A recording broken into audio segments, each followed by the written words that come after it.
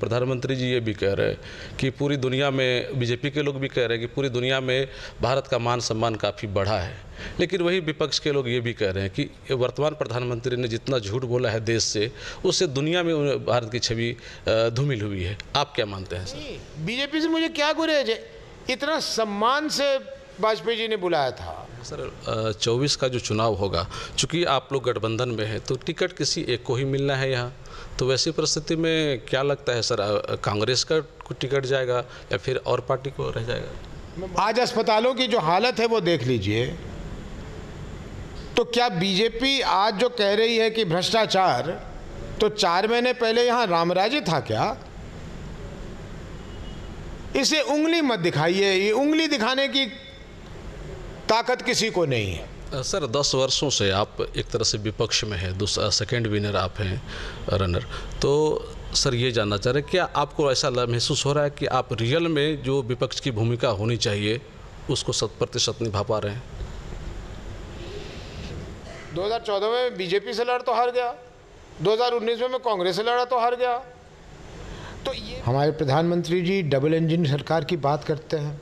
लोगों ने उम्मीद रखा था कि प्रधानमंत्री जी का ध्यान उधर आकृष्ट किया है तो कुछ ना कुछ होगा, कुछ नहीं हुआ, बल्कि भ्रष्टाचारी जो थे वो और बुलंदी से भ्रष्टाचार करने लगे कि जब प्रधानमंत्री कुछ नहीं कर सकते हमारा तो अब क्या हो सकता है। देखिए, मैं कोसी आलोक जैसे चैनल का इसलिए ज़्यादा सम्मान करता हूँ कि सर भ्रष्टाचार की क्या स्थिति है पूर्णिया में? बहुत बुरी, बहुत बुरी। वो कर्नाटक में कहा जा रहा था ये 40% सरकारा है। क्षेत्र में जिससे भी मिल रहा हूँ उसके मुंह से एक ही बात सुन रहा हूँ कि क्या आप कृपया 24 में लड़िए, और जिन शब्दों का वो इस्तेमाल करते हैं वो अच्छा नहीं लगता मुझे सुनने में, कि हमें मुक्ति दिलवाइए। तो पूर्णिया में सरकार के कई लोग हैं, यहाँ सांसद हैं, मंत्री हैं, और सरकार के जो हैं वो विधायक भी हैं, 2 मंत्री हैं, विधायक भी हैं। इसके बावजूद जिस तरह से आपने बातें कही कि करप्शन चरम पर है, ये वैसे जनप्रतिनिधियों के लिए किस तरह की बातें होगी? 2017-18 के बाद जितनी तेजी से हिंदुस्तान की साख विदेशों में गिरी है,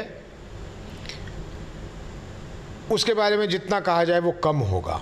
भ्रष्टाचार के मामले में वो कहते थे 0 टॉलरेंस है मेरा करप्शन पे, मैं तो कह रहा हूं कि 100% टॉलरेंस है करप्शन पे। पूरी व्यवस्था निर्माण हुई है। एक एक व्यक्ति कहता है कि साहब कोई काम बिना पैसे दिए होने का सवाल ही नहीं पैदा होता। तो सर पूर्णिया की अभी वर्तमान में क्या स्थिति है सर आपकी नज़र में? क्या क्या बोलते हैं, जहर उगलते हैं। मैं सब ये कर दूंगा, मदरसा बंद कर दूंगा, भाई कल को कहते हैं सब मस्जिद भी बंद कर दूंगा, ताला लगा दूं। और राहुल गांधी जी के विरोध में हुआ कि उनको एक नाम दे दिया गया, वो नाम मेरा भी है लेकिन मेरा तो वो नाम है, उनको एक तरह से नीचा दिखाने के कहा कि अरे इसको तो कुछ समझ नहीं आता है, पप्पू है। मुझे बीजेपी से कोई गुरेज नहीं है। बीजेपी जो आज कर रही है उससे बहुत ज़्यादा मुझे तकलीफ है। तो सर कांग्रेस का जो 10 वर्षों में काफ़ी ग्राफ गिरा, इसका वजह क्या लगता है? हमारे साथ आज खास मुलाकात में एक ऐसी शख्सियत मौजूद हैं जो अपने परिचय के मोहताज नहीं है। कम से कम सीमांचल क्षेत्र में लोग इन्हें बेहतर तरीके से जानते हैं, इनके कामों को जानते हैं। हमारे साथ मौजूद है पूर्णिया के पूर्व सांसद उदय सिंह पप्पू सिंह। सबसे पहले सर आपका हमारे दर्शकों के बीच स्वागत है सर। कोसी आलोक में मेरा साक्षात्कार करने के लिए आभारी हूँ, धन्यवाद। बताएं। सर सबसे पहले जानना चाह रहे हैं, सर रिजल्ट आया है कर्नाटक का, क्या कहेंगे सर के रिजल्ट के बारे में? ये रिज़ल्ट तो इसका श्रेय कर्नाटक की जनता को जाता है।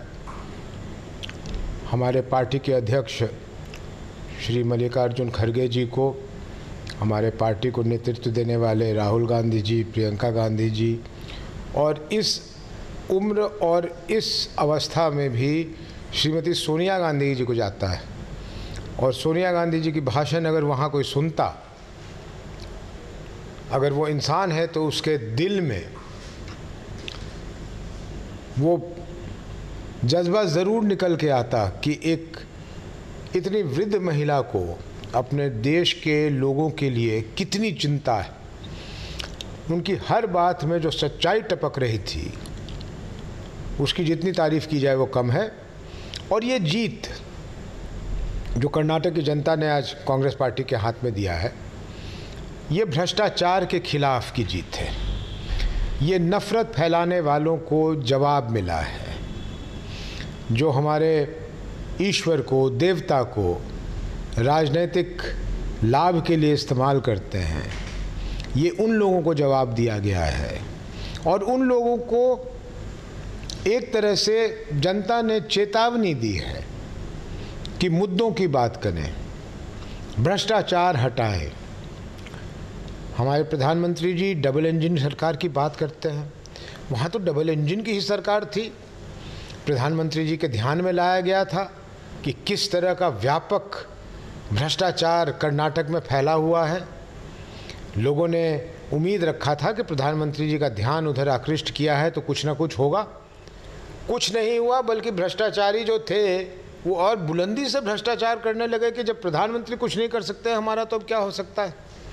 तो देश की जनता के साथ इस तरह से धोखाबाजी करना और चुनाव दर चुनाव उनका ध्यान भटकाना, ईश्वर अल्लाह के नाम पे चुनाव लड़ना, ये शोभा नहीं देता किसी नेता को भी और किसी दल को भी। सर, लगता है कि अब जनता को वो बातें समझ में आ रही हैं कि बीजेपी क्या करना चाहती है। हिंदुत्व या हो या धर्म हो या जाति का जो मामला है वो विकास के आगे कुछ नहीं चलता है, तो विकास ही मुद्दा होना चाहिए। लग रहा है कि जनता जागरूक हो चुकी है। देखिए, मैं कोसी आलोक जैसे चैनल का इसलिए ज़्यादा सम्मान करता हूँ कि आज के समय में जहाँ सूचना के प्रसारण के लिए मुख्य तौर पे राष्ट्रीय अखबार और राष्ट्रीय टेलीविज़न चैनलों की जिम्मेदारी होती है, वो एक कारण या किसी कारण सरकार की गलत नीतियों के सामने नतमस्तक हो गया है। इसलिए अगर किसी व्यक्ति को भी आज सही सूचना मिलती है तो वो YouTube चैनल के माध्यम से या सोशल मीडिया के माध्यम से मिलती है। कोई मेन स्ट्रीम की मीडिया सच दिखलाने को तैयार नहीं है। तो जो आपने कहा कि लोगों को अब समझ आ गई है, इसलिए इतना समय लग रहा है समझ आने में, क्योंकि दुष्प्रचार, गलत प्रचार, सही सूचना को दबाने का काम इतना हुआ है कि लोगों के मस्तिष्क में विचित्र बातें आई हुई हैं और जो मुद्दे की बात है उससे वो हटके हुए हैं। सर, जिस तरह से प्रधानमंत्री जी ने कर्नाटक में प्रचार किया, उनके प्रचार के दरमियान देखा गया कि पहले बजरंगबली की जय, यानी किसी देवी देवता का नाम लेकर के उनको ख़ास तौर से फोकस करना और विकास की बातों पर चर्चा न करना, ये लगता है कि उतने बड़े नेता के लिए ये इस तरह की इस बातें ठीक है। इसलिए नहीं कि मैं आज बीजेपी में नहीं हूँ और कांग्रेस पार्टी में हूँ इसलिए उनकी आलोचना कर रहा हूँ, लेकिन मुझे दरअसल उनकी आलोचना भी नहीं करना चाहता मैं। मुझे शर्म आती है। मैं एक नागरिक हूँ। प्रधानमंत्री जी सबके प्रधानमंत्री हैं। वो इस जाति, इस धर्म, उस जाति, उस धर्म के प्रधानमंत्री नहीं हैं। इसलिए कितना अच्छा लगता था जब वो अपनी शुरुआत या अपने भाषण का अंत भारत माता की जय करके करते थे। कितना अच्छा लगता था जब वो कहते थे मेरे देश के 130 करोड़ वासियों। तो लगता है हमारे प्रधानमंत्री बोल रहा है। कर्नाटक में तो लग रहा था कि किसी एक तबके के प्रधानमंत्री बोल रहा है। तो ये अच्छी बात नहीं है, ऐसा नहीं होना चाहिए और ये दुर्भाग्यपूर्ण है, क्योंकि प्रधानमंत्री जैसा और कोई पद ही नहीं है, कोई द्वितीय पद नहीं है देश में जिसको इतना सम्मान, जिसके पास इतना अधिकार और जिसके पास इतना अपने देश को दिशा देने की ताकत हो। वैसे जगह का उपयोग हमेशा देश हित में होना चाहिए। सर, जिस तरह से प्रधानमंत्री जी कहते हैं कि समूचा भारत का विकास के लिए सबका साथ, सबका विकास जरूरी है, तो वैसी परिस्थिति में अगर किसी खास धर्म की बात करें, किसी खास जाति की बात करें, उनके विकास को छोड़ने की बात करें, तो क्या भारत का समुचित विकास ऐसे में हो पाएगा? ये संभव नहीं है। और जब भी प्रधानमंत्री शुरू में 2014 से पहले, 2014 के बाद इस नारा को उन्होंने दिया था, सबका साथ, सबका विकास, बाद में कुछ वर्षों बाद उन्होंने डाला उसमें सबका विश्वास।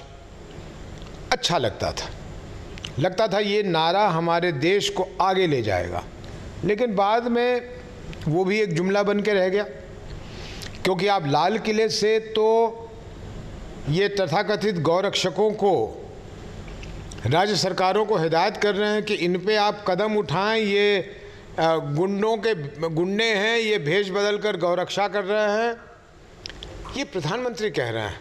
तो लोगों के मन में हुआ कि अब ऐसे लोगों की खैर नहीं। लेकिन उसके बाद जो अप्रिय घटनाएं घटी, उसके बाद जो हुआ और प्रधानमंत्री जी चुप रहे, तो उससे तो ये संकेत मिला कि वो सिर्फ बोलने के लिए बोले थे, असल में वो नहीं चाहते कि ऐसा हो। तो ये दुर्भाग्यपूर्ण है।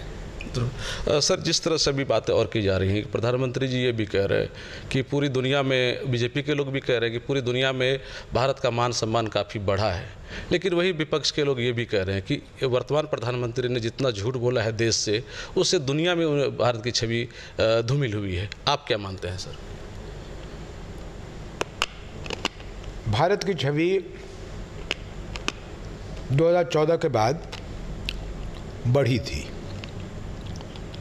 इसलिए बढ़ी थी कि बहुत दशकों बाद एक पार्टी को और ख़ास करके एक व्यक्ति को देश की जनता ने भरपूर समर्थन दिया था।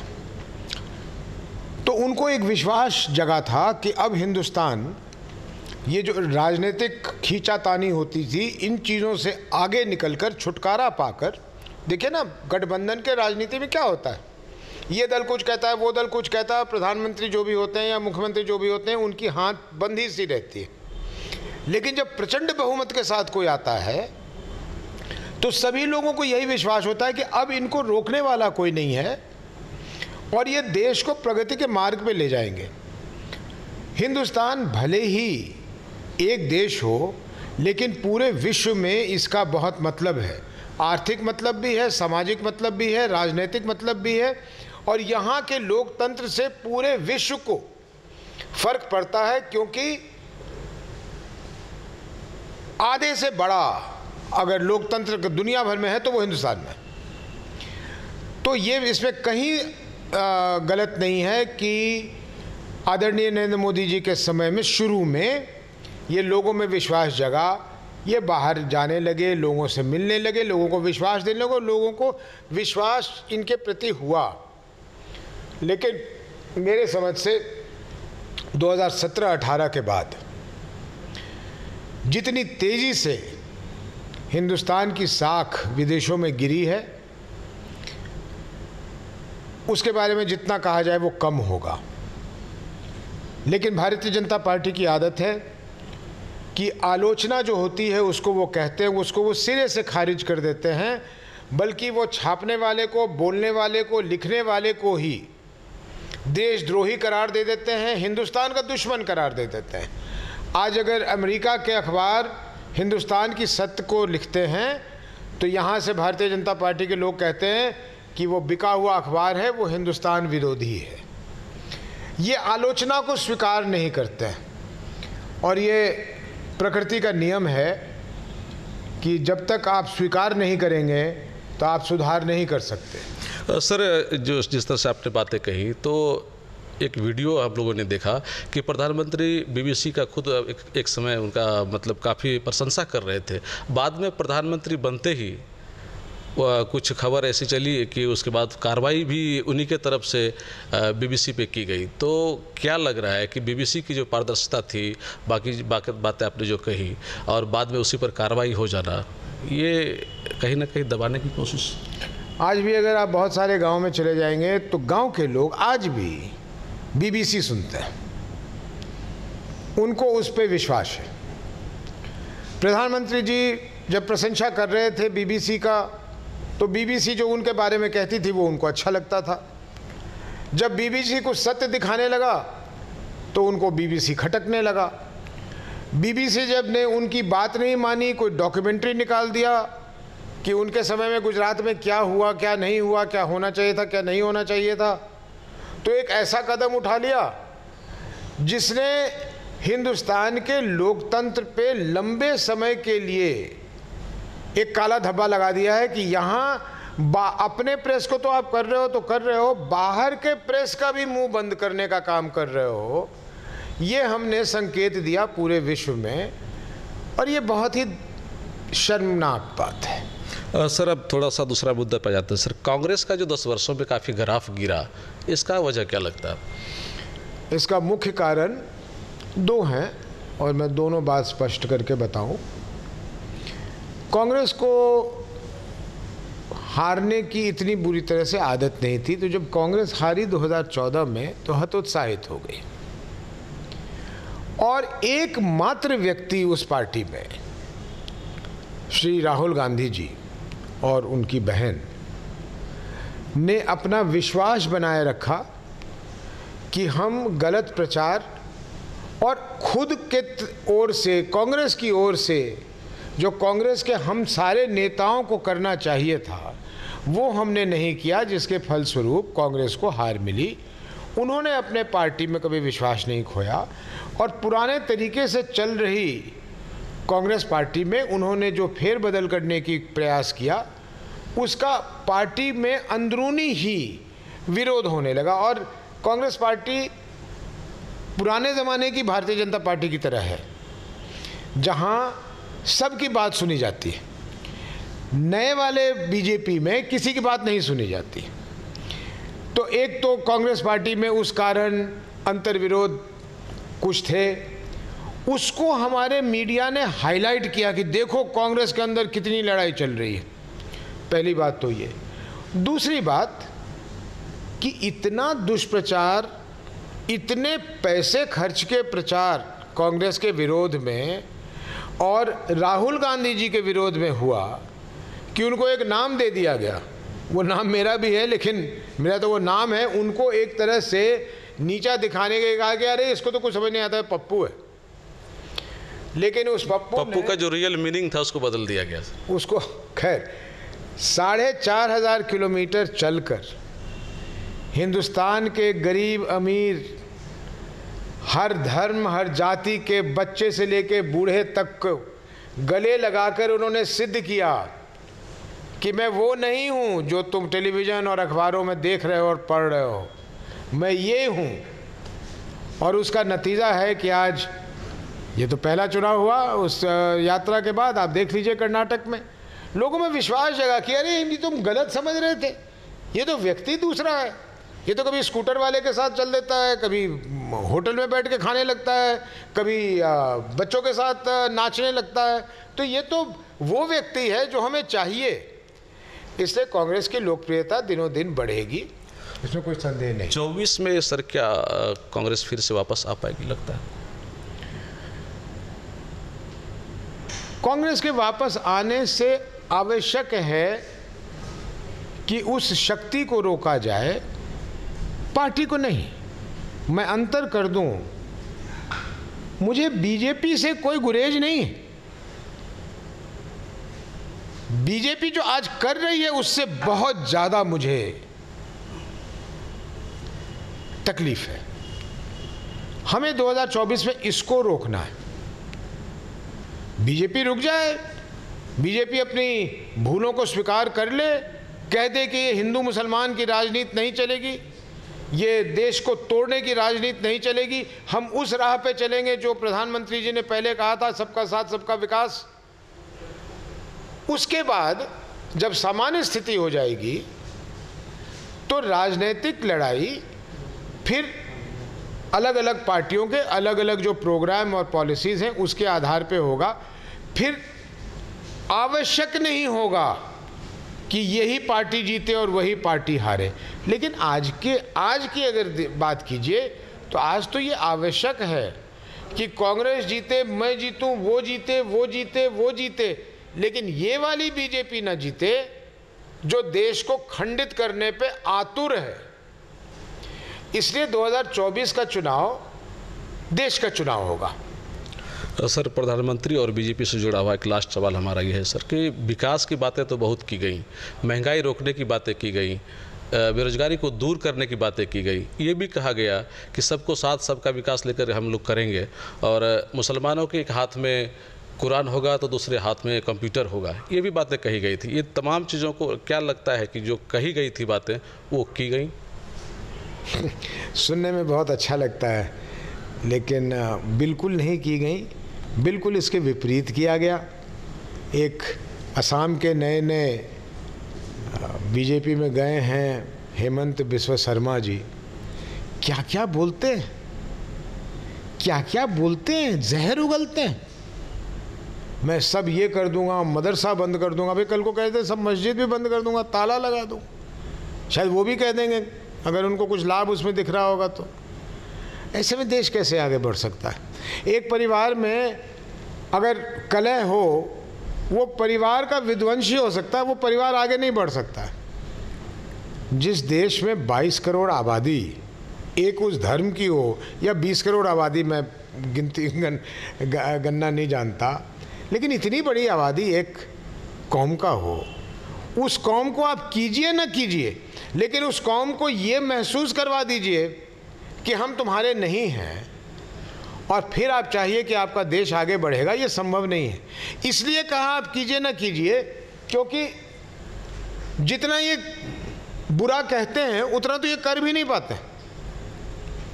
लेकिन हर एक उस व्यक्ति को ये बता देना कि देश की सरकार तुम्हारे साथ नहीं है बल्कि तुम्हारे खिलाफ में है, और फिर उस देश को आगे लेके जाना असंभव है, असंभव है। मैं यहाँ सांसद बना था 2004 में। पूर्णिया की वो स्थिति क्यों थी? क्योंकि समाज में इसी तरह की फीलिंग थी, कोई अपने रास्ते, कोई अपने रास्ते, कोई अपने रास्ते। मेरा पहला काम क्या हुआ था? मेरा पहला काम हुआ था सबको एकत्रित करना। उसमें समाज ने साथ दिया तो लोग कहते हैं, और सच भी है, पूर्णिया आगे बढ़ गया। सर, अब पूर्णिया पे ही सवाल करते हैं, पूर्णिया और बिहार से जुड़ा हुआ सवाल कर लेते हैं। सर, पूर्णिया की अभी वर्तमान में क्या स्थिति है सर आपकी नज़र में? देखिए, कुछ भी कहूँगा तो लगेगा कि मैं इसकी या उसकी आलोचना कर रहा हूँ। मुझे अंदर से पसंद नहीं है लोगों की आलोचना करना, लेकिन पूर्णिया की स्थिति अच्छी नहीं है। एक बार मेरे संसदीय काल में मुझसे किसी ने पूछा कि विकास का मतलब कैसे परिभाषित करेंगे। मैं कहा, देखो, विकास का मतलब सड़क, पुल, बिजली, पानी ये नहीं है।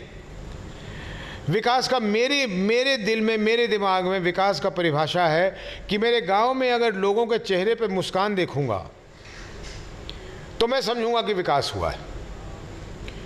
और आज फिर उस चीज़ को दोहराता हूं कि हर व्यक्ति हर जगह अपने अपने जगह परेशान है। कोई किसी कारण परेशान है, कोई किसी कारण परेशान है, कोई किसी कारण परेशान है। और वो परेशानी उसकी ज़्यादा तब बढ़ जाती है जब उसने मन में ये ठान लिया है कि मेरा कोई सुनने वाला ही नहीं, मैं कहीं जा ही नहीं सकता। मैं दिल्ली से जब आता हूँ, दूर दराज से लोग पैसे खर्च के धूप में चले आते हैं मुझसे मिलने। क्या देता हूँ मैं उनको पैसे देता हूँ क्या? उनको कुछ खाने को देता हूँ क्या? उनको क्या देता हूँ? कुछ नहीं देता हूँ। लेकिन उनके मन में एक विश्वास जगता है कि अगर मैं जाके पप्पू सिंह को अपनी बात कहूँ तो वो प्रयास जरूर करेंगे कि मेरी बातों को सुनकर प्रयास करेंगे कि मेरा कुछ भला हो जाए। इस विश्वास से वो आता है।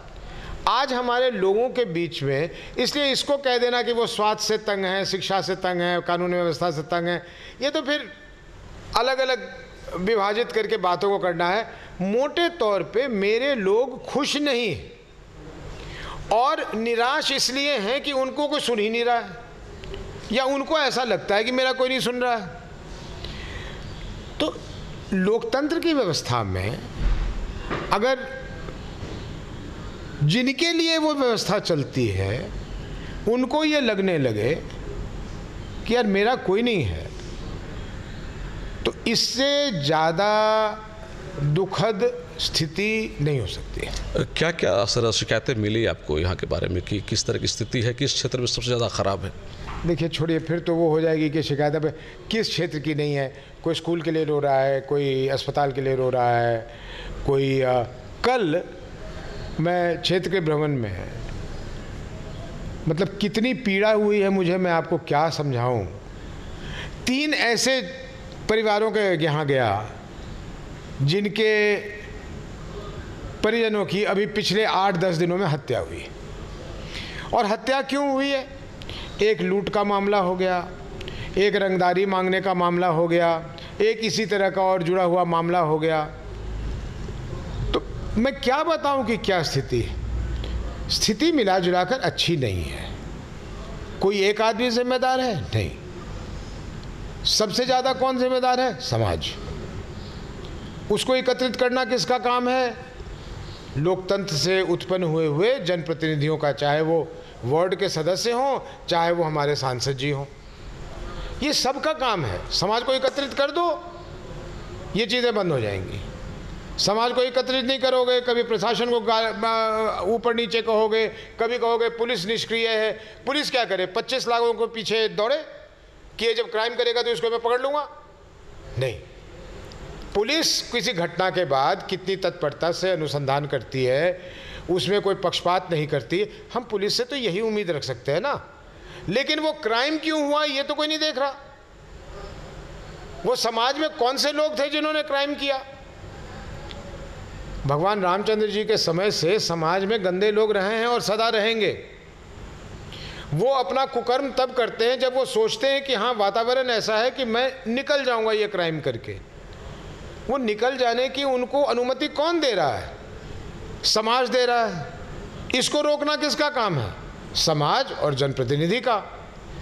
तो मेरा हमेशा फोकस था, है और रहेगा कि समाज को इकट्ठा करो, समाज को इकट्ठा करो। लेकिन समाज को कहाँ इकट्ठा करो? वोट की राजनीति में तो अब ये है कि अब एक ही जाति में से उपजाति निकल के अगर और कोई खंडित किया जा सके तो जो खंडित कर दो।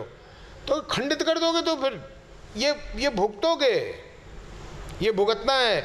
डोनाल्ड ट्रंप जी प्रेसिडेंट बने अमेरिका के, विभाजित किया वहाँ के समाज को।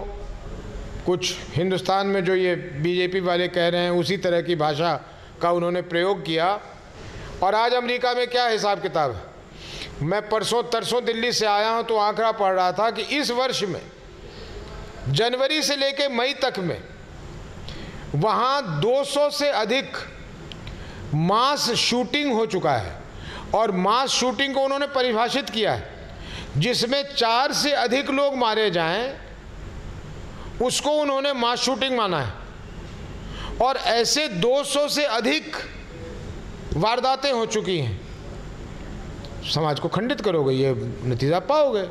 तो वो पूर्णिया हो, हिंदुस्तान हो, अमेरिका हो, सामाजिक कानून वही चलता है। सर, भ्रष्टाचार की क्या स्थिति है पूर्णिया में? बहुत बुरी, बहुत बुरी। वो कर्नाटक में कहा जा रहा था ये 40% सरकारा है।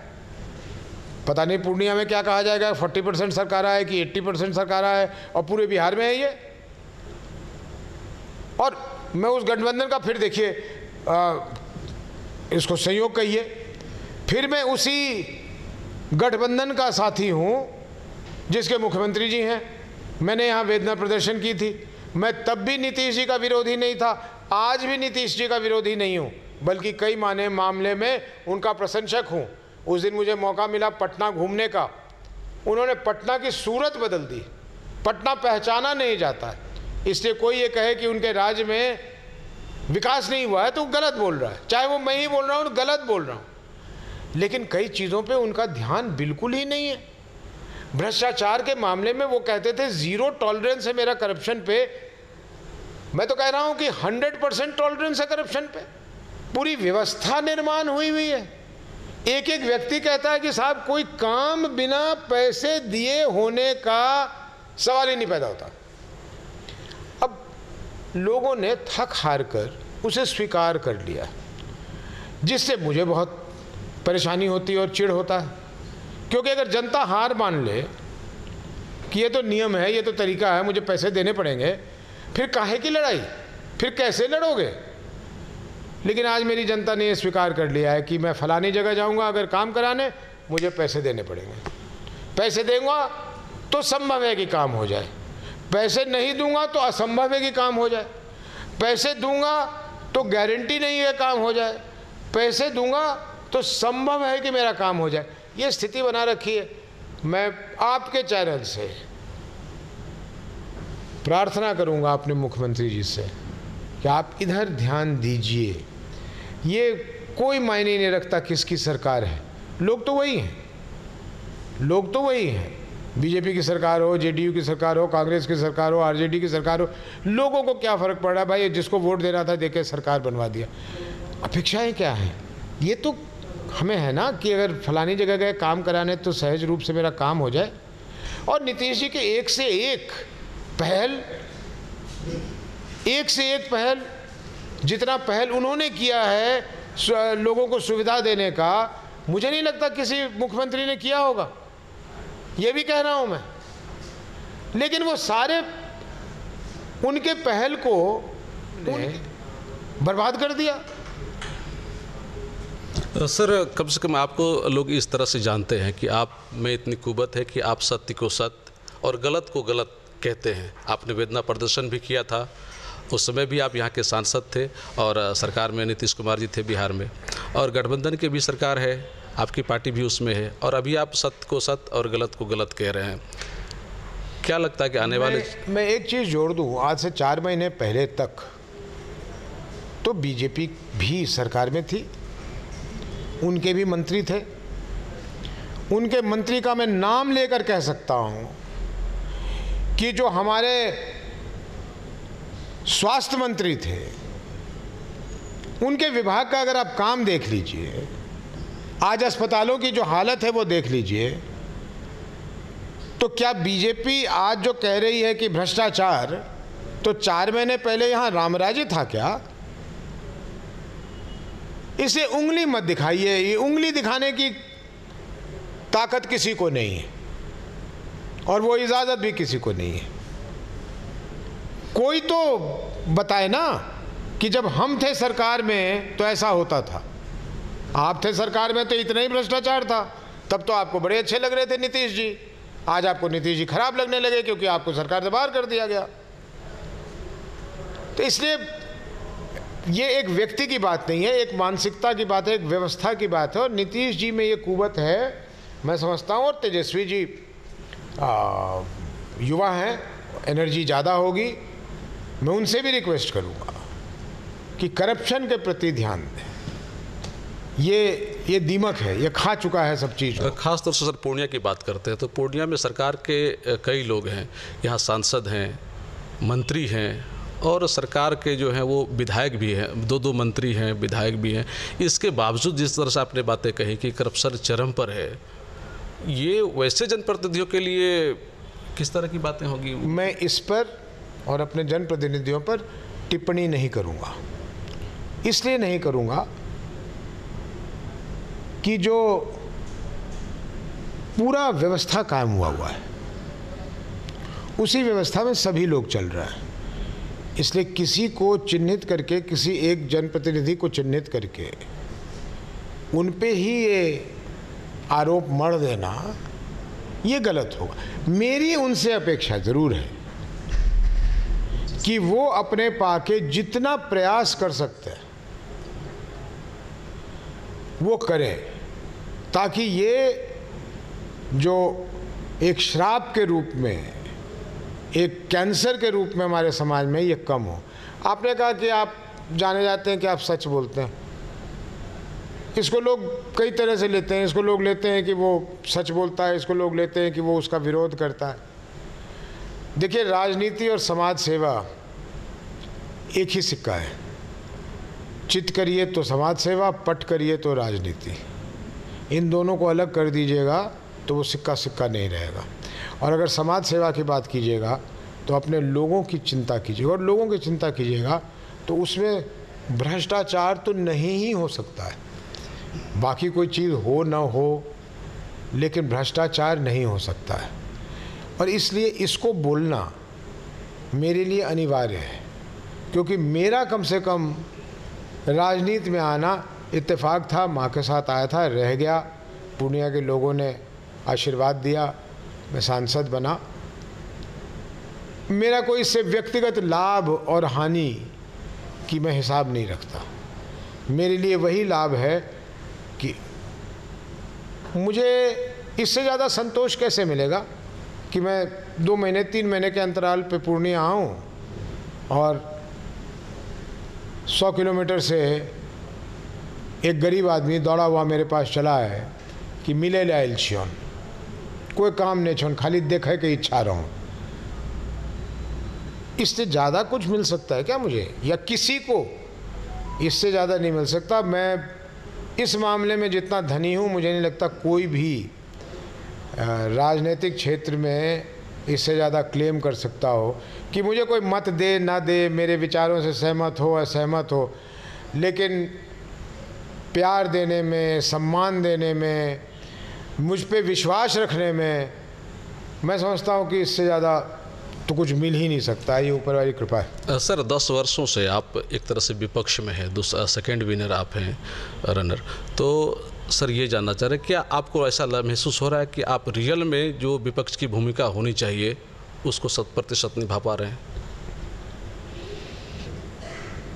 100% कहना तो गलत होगा, 100% नहीं निभा पा रहा हूँ। और उसका बड़ा सीधा साधा जवाब है, जब संवैधानिक नैतिक जिम्मेदारी मुझ पे नहीं है तो जितना समय मुझे हर एक छोटी समस्या पे देनी चाहिए उतना नहीं देता हूँ, नहीं दे पा रहा हूँ। और ये कहना कि नहीं मैं सब कुछ कर रहा हूँ, ये गलत होगा। लेकिन साथ ही ये कहना कि मैं पूर्णिया की किसी घटना से अवगत नहीं हूँ या अपने पाके प्रयास नहीं करता हूँ उसको सुलझाने का, ये भी गलत होगा। तो दोनों बातें गलत होगी। ये भी कहना कि नहीं मैंने पूरा निर्वहन किया है, ये गलत होगा। और ये कहना कि नहीं मैंने देखा ही नहीं है, मुझे पता ही नहीं है, मैंने कुछ करने की कोशिश नहीं की, ये भी गलत होगा। दोनों बातें गलत होंगी। ये भी कहा जाता है सर, विपक्ष अगर मजबूत रहे तो जो सत्ता में लोग हैं उनको काम उनसे करवाया जा सकता है। तो पूर्णिया में भी जो भी भ्रष्टाचार करप्शन है, अगर आप विपक्ष की भूमिका में मजबूती के साथ रहेंगे तो नहीं लगता कि उस पर कंट्रोल हो सकता है? उतना भर मैं करता हूँ, जो बातें मेरे संज्ञान में आती है उसको मैं सार्वजनिक रूप से आपको नहीं कह सकता आपके चैनल पे, लेकिन उतना भर मैं ज़रूर करता हूँ। और मेरे यहाँ आने के बाद भी 2-4 ऐसी चीज़ें हुई हैं जो मेरे यहाँ रहने की वजह से हुई हैं या मेरे उस पर पूछ-पाछ करने से, उसमें ये व्यक्त करने से वो हुआ है। तो जो आप कह रहे हैं वो सैद्धांतिक रूप से, मौलिक रूप से बिल्कुल ठीक है कि विपक्ष का काम है कि वो 24 घंटे चढ़े रहे। लेकिन वास्तविकता ये है कि जब जिम्मेदारी किसी और को दे दी जाती है तो विपक्ष वाले थोड़ा सा एक जिम्मेदारी सर आपकी भी है, विपक्ष की जिम्मेदारी। 3 लाख लोगों ने वोट दिया है आपको, मैं उसको उनका सम्मान करता हूँ। 3 लाख ने नहीं दिया, मैंने आपको भी किसी और संदर्भ में कह रहा था, मैं उन 3 लाख को अलग नहीं मानता, मैं तो उनको भी गिनता हूँ जिन्होंने मुझे वोट नहीं दिया है। मेरे लिए वो सभी एक ही बराबर हैं।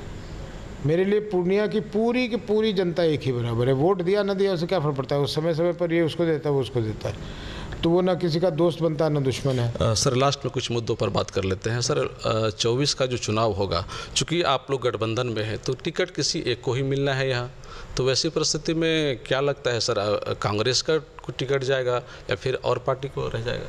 मैं बहुत लंबे समय से राजनीति में हूँ, 1977 से हूँ। मैंने आज तक ज़िंदगी में कभी टिकट की परवाह नहीं की है। टिकट मिलता है, टिकट नहीं मिलता है, न मैंने कभी टिकट मांगा है अपनी ज़िंदगी में किसी भी दल से, और न कभी मांगूंगा।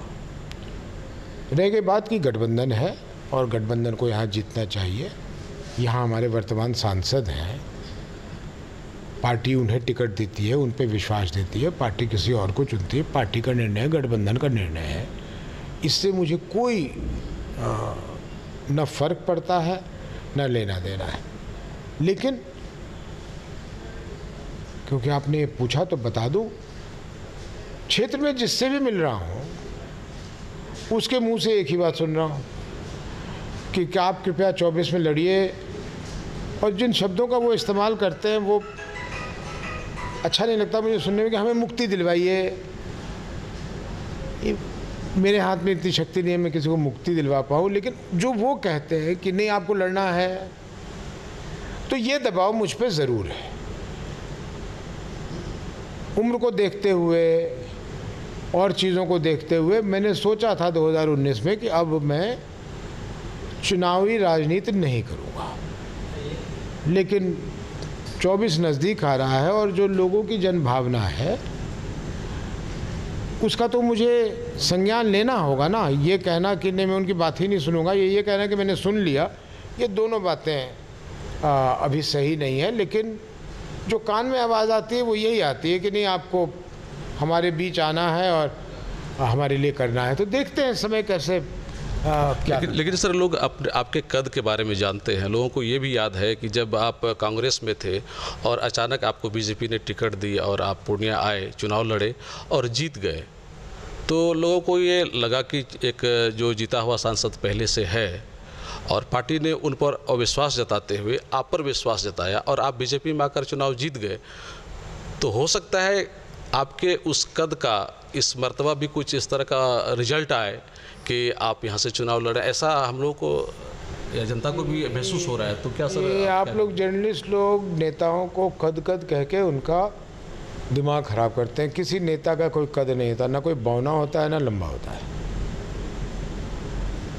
जनता किस पे विश्वास करती है यही मायने रखता है।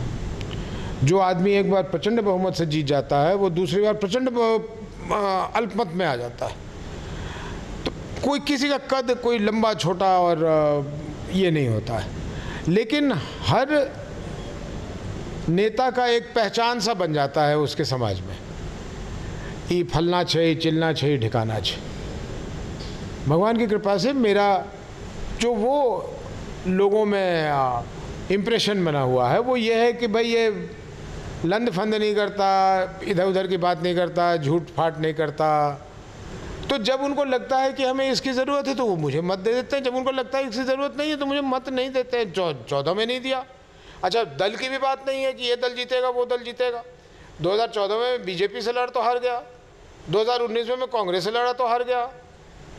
तो ये भी मन में था मेरे कि मैं 2 बारी उपस्थिति दर्ज कर चुका हूँ, 2 बारी मुझे पूर्णिया के लोगों ने नकार दिया है, बार बार मैं उनके बीच में कूद के कहूँ कि मैं भी हूँ तो ये अच्छा नहीं लगता है। इसलिए मैंने सोच रखा था कि मैं 2024 के चुनाव से परहेज़ करूँगा। जिस तरह से आपने बातें कही सर कि जनता कहती है क्या कि मुक्ति दिलाइए, और हम लोगों से भी सवाल जनता करती है क्या कि जो जनप्रतिनिधि हैं उनके पास जाते हैं तो उनका तो कहीं कोई सुनता ही नहीं है। किसी थाना में अगर फ़ोन भी कर दिया जाता है तो जनप्रतिनिधियों का वहाँ नहीं सुना जाता है, तो फिर पब्लिक का क्या होगा।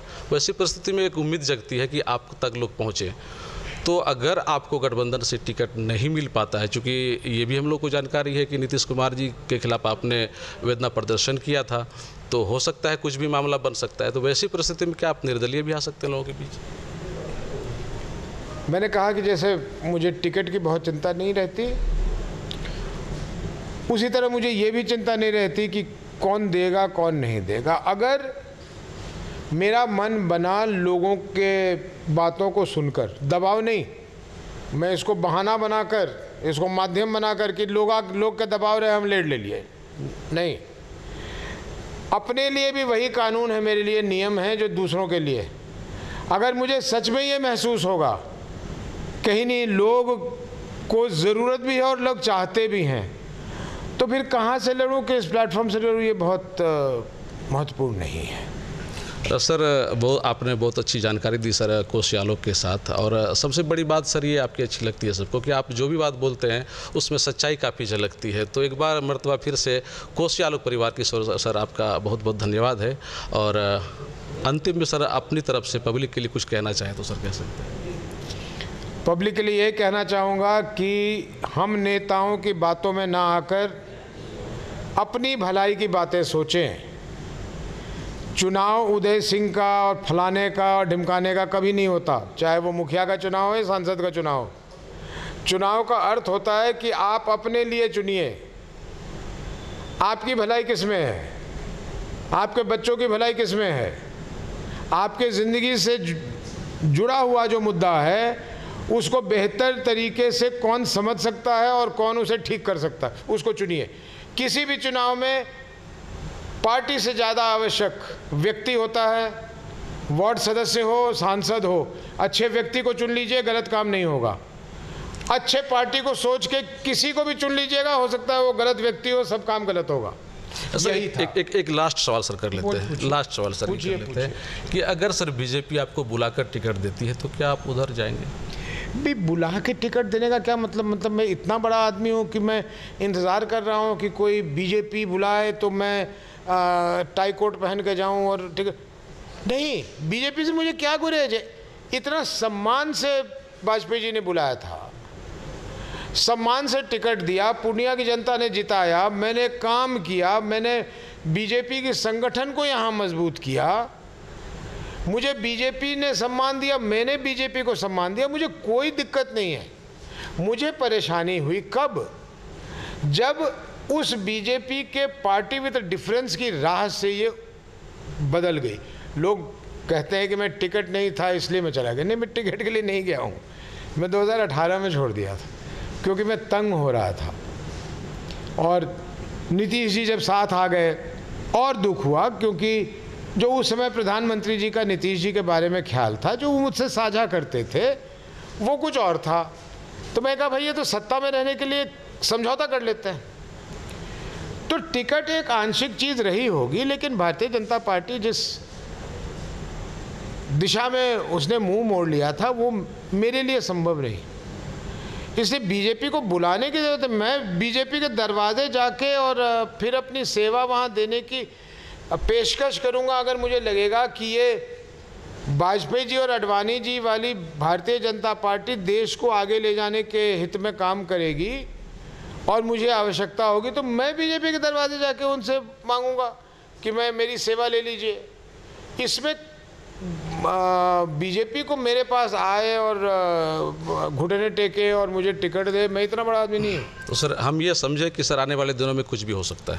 हाँ, आने वाले दिनों में कुछ भी हो सकता है, इसलिए कि सिरे से मैं ही अभी पक्का नहीं हूँ कि लड़ूंगा या नहीं लड़ूंगा। मैं तो आपको वो प्रथम दृष्टि जो मुझे दिखा है वो मैं आपसे साझा किया है, आपके चैनल से साझा किया है कि अधिकांश लोग चाहते हैं कि मैं लड़ूँ, अधिकांश लोग चाहते हैं कि मैं उनका भला करूँगा। तो अगर इस तरह की बात रहेगी तो फिर कैसा आदमी हूँ मैं और कैसा अपने आप को यहाँ का नागरिक मानता हूँ अगर मैं सभी लोगों की बातों को नज़रअंदाज कर दूँ और कहूँ कि नहीं मैंने फैसला कर लिया। इतनी ताकत नहीं होती किसी सजग जनप्रतिनिधि में। सर आपका बहुत बहुत धन्यवाद सर, आपने बहुत अच्छी जानकारी दी। हमारे साथ पूर्णिया के पूर्व सांसद उदय सिंह पप्पू सिंह जिन्होंने बेबाकी से अपनी बातें रखी हैं और ये भी उन्होंने कहा है कि पूर्णिया में जो भ्रष्टाचार है वो चरम पर है, कई और बिंदुओं पर काम करने की आवश्यकता है। हालांकि नीतीश कुमार ने बहुत बेहतर काम किया है बिहार के लिए, लेकिन कुछ बिंदुओं पर उन्हें ध्यान देने की जो सख्त ज़रूरत है। कोसी आलोक के लिए सुमित के साथ में संजय कुमार। पूर्णिया में पहली बार खुल गया है शिमी बॉक का एक्सक्लूसिव शोरूम, जहां आपको मिलेगा सजने से लेकर संवरने के सारे सामान एक ही छत के नीचे, जैसे bag, ladies bag, cosmetic, Korean jewellery, cosmetic products, slippers, scented ceramic, Mamaearth products, sunglasses, summer camp, soft toy, water बोतल, candles, house hold products, umbrella, stationery, kitchen products, plates, cup and many more products are available in शिमी बॉक पूर्णिया। अगर कोई भी आयोजन को बनाना हो खास तो आ जाइए हमारे पास। जी हाँ, फ्लावर अड्डा में, जहां आपको मिलेगा hampers, birthday decoration, anniversary decoration, wedding decoration, cakes, flowers bouquet, chocolate bouquet, haldi mehndi decoration, ring plants, flower jewellery, tray packing. हमारा कॉन्टैक्ट नंबर है 6200776205 पर संपर्क करें और एक बार अवश्य पधारें। शिमी बॉक, मातारा कॉम्प्लेक्स, जिला स्कूल रोड, भट्टा बाजार, पूर्णिया।